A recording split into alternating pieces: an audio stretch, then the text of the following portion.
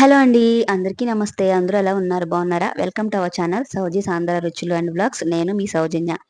ఈ రోజైతే నోరూరించే tasty Bhimavaram special రాజుగారి కోడి పులావ్ అనమాట. ఇది చిట్టి ముత్యాల రైస్‌తోనే చేస్తారండి. చాలా టేస్ట్ అంటే చాలా టేస్ట్ అనమాట. చాలా బావుంటది. ఎలా చేయాలో నేను సింపుల్ వేలో మీకు చూపిస్తాను. ఇవే చిట్టి ముత్యాలు రైస్ అనమాట. ఇది స్మెల్ చాలా ఎక్కువొస్తది. బిర్యానీ స్మెల్ బాగా వస్తదనమాట.